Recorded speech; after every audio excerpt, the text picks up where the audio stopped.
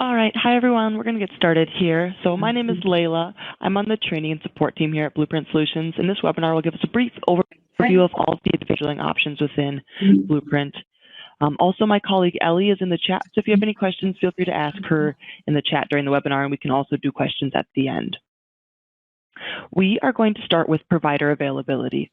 So first, we can see here in my schedule that I have availability set up. I can see the availability because I'm selected a certain location here, but we can see that my provider Linda Baldwin here has availability set up and that my provider Stephen McDonald does not. We can see that because Linda's schedule is showing these white boxes.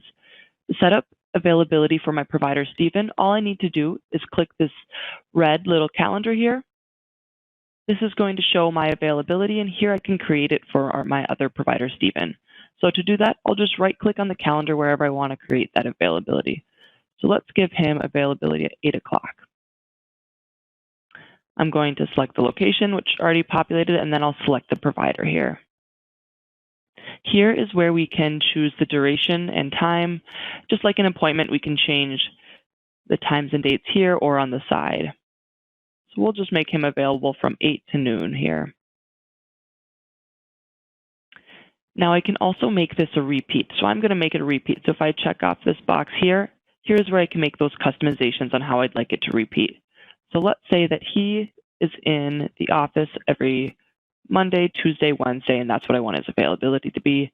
And I'm going to create it no end date. It is good to note that this will expire after 180 dates or events. So I'll need to go in and recreate it after that. I click Save. Here, I can check off if I'd like him to be available for online booking. I have him checked off for that. If you have that checked off, you'll see that little globe next to their availability there. I can also edit the appointment types I'd like him to be available for. So if I wanted him to only be available for hearing test, I can make that edit. And if that looks all correct, I'm going to click Create here. We can see now he's going to show up available from 8 to 12 every Monday, Tuesday, Wednesday. If I go to the next week, we can see it's the exact same. To get out of this screen of the availability and back to your calendar, we can just click this red calendar again. We can see now it's going to show white spaces for Stephen McDonald's column for when he's available.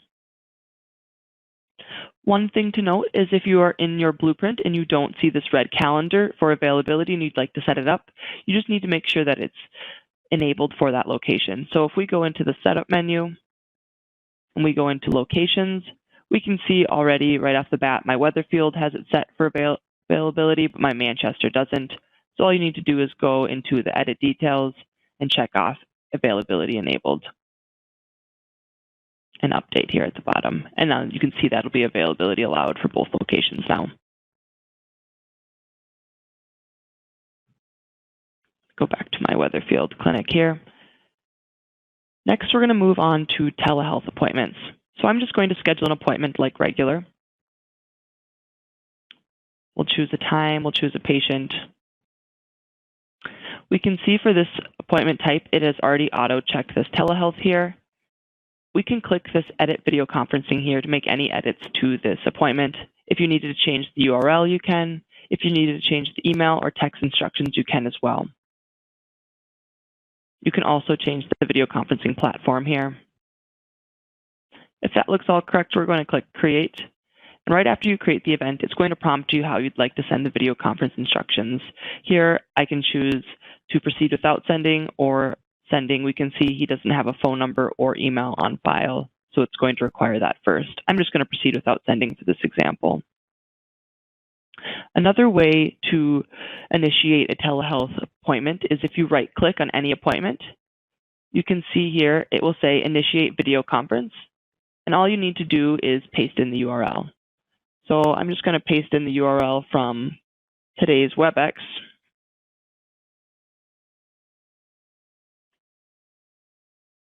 I'll change this to WebEx here. And then I could choose to send it to this email address or phone number if I wanted and click Start. And then it will, let's see here, it will open up your WebEx for that video conferencing. Next, we're going to move on to how to pin for rescheduling for appointments. So I like to think of pin for rescheduling as copying and pasting an appointment. I typically recommend doing it when the patient is still in the clinic or if you're on the phone with them, so you're still able to converse with them to reschedule this. So for example, we're going to reschedule this Tim Allen appointment. To do it, I'm just going to right click, select pin for rescheduling. We can see that this appointment will now go up into this pin for rescheduling corner up here. You can only have one appointment up here, and if you ever log out of Blueprint while an appointment is still up here, it will disappear from the pinned box up here. But now that it's up there, we can toggle through our schedule to find a better date. If he says he wants something on Monday around 8 a.m., we can see that we're available. Then to paste it, we just right-click, choose the time, paste pinned event, and then, yes, we'd like to save changes. Since this is a video conferencing, it's going to ask again if you'd like to send those instructions. I'm just going to click proceed without sending again. We can see it's now removed from that pinned box, and it's now on the schedule. We're also going to look at this needs action panel, which is right here. To access this, all you need to do is click the little 1 or the number next to the scheduling here. We can see the number is here. The red badge is the number of appointments requiring confirmation or rescheduling. And if there is a blue badge here, this would be a number of incoming online bookings that require verification. I don't have any online bookings, so we're just seeing this red one. If I click on this, we'll see this needs action panel. And we can see it's regarding this appointment tomorrow for my client, Riley. We can also see the status filters. So if you wanted to filter by status, we can see this is in the needs action panel because this appointment's still in the tentative status and hasn't been confirmed. So if I want to confirm it, all you can do is right click and you have the option to confirm. You also have the option to edit details, delete, or change the status to one of these options. I'm going to confirm this appointment. We can see it's removed from that needs action panel and this appointment is changed to that confirmed status there. Next, we're going to look at the scheduling in the setup menu. So if I go into your setup here, at the bottom, if we click scheduling, we're going to look at event types. Here we can make a lot of customizations to certain event types. You can make them default for online booking, telehealth, anything like that. So we're going to look at this hearing test. If we go in and edit details, we can see here's where we can make it available for online booking. All you need to do is check that box. You're able to give it a name and a description. You can also choose if new patients are able to book that appointment or just existing or both. Another option here is the defaults at top. So whatever you check off here, it will default to that checked when you are creating that appointment. So one thing to note is if your hearing tests are always going to be telehealth, it'd be nice to check this off here. That way it's always checked when booking that appointment. Another thing to note is online forms. If you have online forms enabled in your Blueprint, you're able to default certain forms to send out to patients when you are booking their appointment. So now that I have those two checked off, if I click update, when I go and book that appointment, it will prompt me to send those online forms. I'll just show you quickly how that looks. So we'll book an appointment for this date. We are going to keep it at hearing test. And we're going to choose a provider. If I click create event, this is the video conferencing, proceed without sending. And then here's the pop-up for the online forms. Those are the two that I checked off earlier. If I wanted to check off more, I can. Those will prompt you if you'd like to send. You can either send it off to the patient or do not send online forms. Also in the setup menu, we can see this is under scheduling as online booking. Here's where you can make any customizations to online booking. You just need to first check off the online booking enabled, and it'll go through a quick wizard here of setting up your sending address, and then which locations you'd like to have set up, and which providers. And then you can choose your event types as well. You can always edit these later, how I showed you in that event type section. We're going to click finish here. We also can make any customizations to your telehealth in the setup menu as well under scheduling. So we can see if you need to add any platforms, you can do that here. Otherwise, we already have some ones created in your system. You can also create provider-specific video conferencing URLs as well. by just clicking Add at the bottom here. You can also update your sending address. Next, I wanted to look at some reports with you guys. To access reports, you can either go to the Tools drop-down Reports, or on the sidebar, just click Reports here. We're going to look at the opportunity closing rate. I'm going to pull this one open here. So this report shows all the sales opportunities appointments linked to patients that are not canceled or rescheduled for a specified date range. So we're just going to choose the past year, say March 1st. We can change how it's grouped. I'm just going to keep it by provider. You can change the subgroup. You can also make customizations here if you want it to be just one certain location, a certain provider, or a certain appointment type. I'm going to click OK here. One thing to note that appointments are considered closed if a hearing aid order follows that appointment prior to another scheduled sales opportunity appointment. Qualifying appointments are those in which a patient has a hearing loss or no specified hearing loss. So here we can see is just kind of quick snapshot for each provider and the revenue, units sold. But if we go to the next page, we can start to see more information on the appointment. So for example, here are some of my patients that were booked. We can see their hearing loss, if they're qualifying, and then if there was a hearing aid sale, units sold, and the net revenue.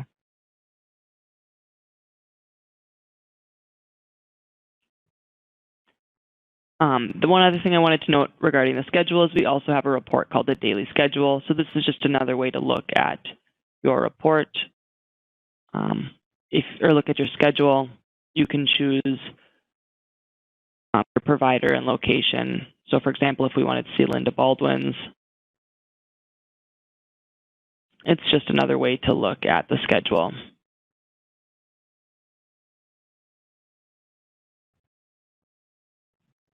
And then lastly, I wanted to look in the user administration part of the setup.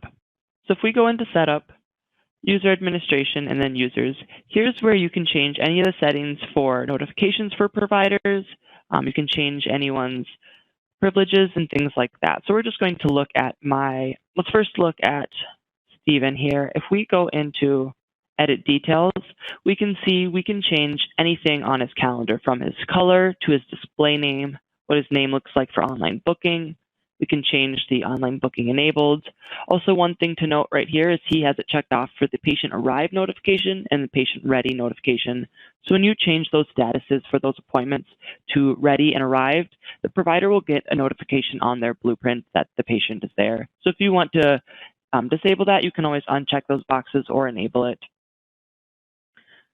If I go into mine, here's where you can also change any privileges for other users. We can see within the basic, we have ones regarding scheduling and things like that. Also, if you need a provider to see certain reports, you can also see it in the edit reports here. And then lastly is the iCal URL. So if you go into edit details, let's edit details here, and let's just give myself a calendar here.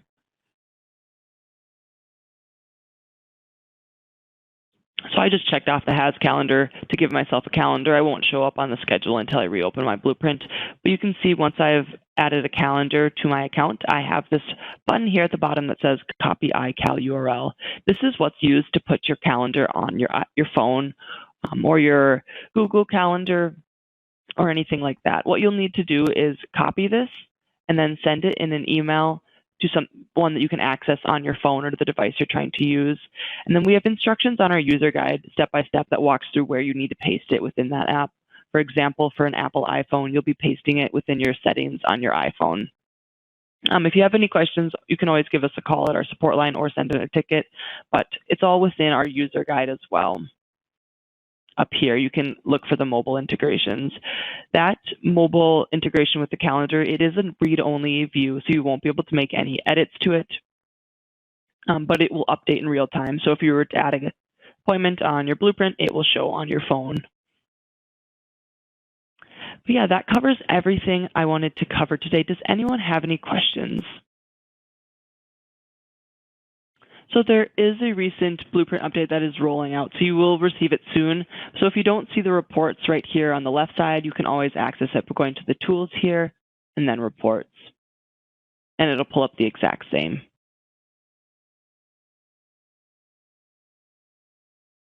Yes, so for PIN for rescheduling, if the patient canceled through text or email, so I'm assuming you're speaking regarding the appointment reminders. So if they do that, you'll see their status will change here, and all you'll need to do is right-click, and you'll be able to still select PIN for rescheduling there.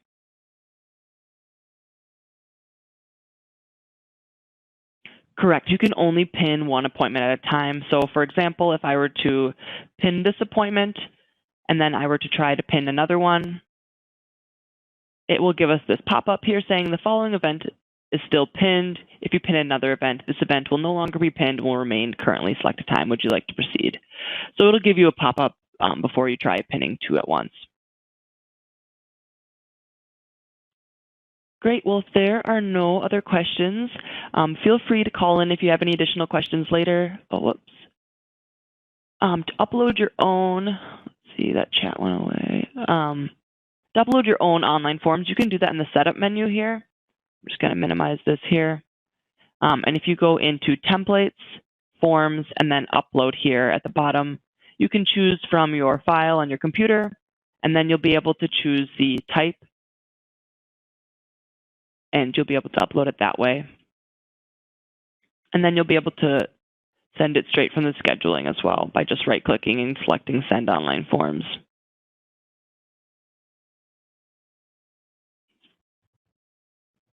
Okay, so yeah, when they fill out an online form and they complete it, it will go straight into this Online Forms tab right here.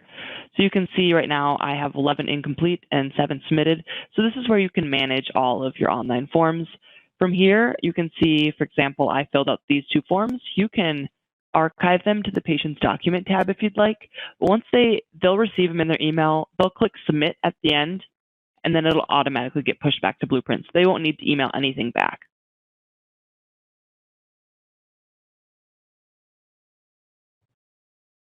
Yeah, and I know we run trainings on online forms, so if you guys are ever interested on getting something like that more in depth, we can absolutely do that as well.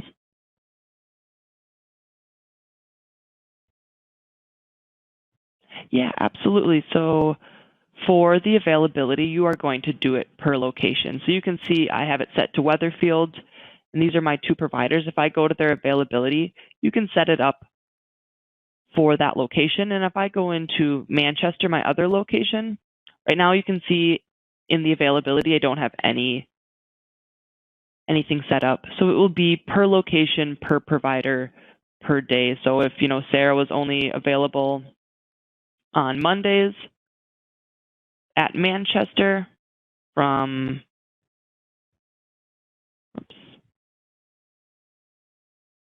9 to 12:35, you can add it like that. It won't add her on every location. So if we go to, I'm going to exit out of availability here. If we go to all, we can see it's just going to show all 3 providers here in their own column.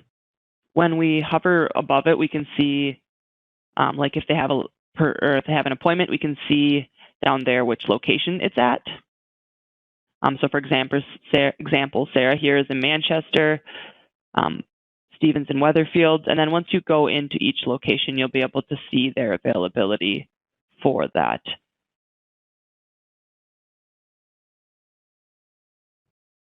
All right, well, if nobody has any other questions, we can, okay, yep. So that just means you haven't been updated to 4.0, where it's on a rolling basis, so you'll be getting it very soon.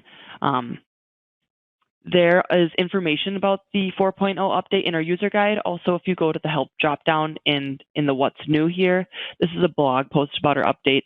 It has videos and instructions on kind of the differences between 3.2.2 and 4.0. But you should be getting it shortly just because it's kind of going out on a rolling basis. And this is my test system that was given it first. If you guys have any other questions, feel free to give our support line a call, or you can always send in a support ticket if you wanted to another additional training or anything like that, we're always here to support you guys. But I'm going to end this webinar here. I hope you guys enjoy the rest of your Tuesday. All right, bye.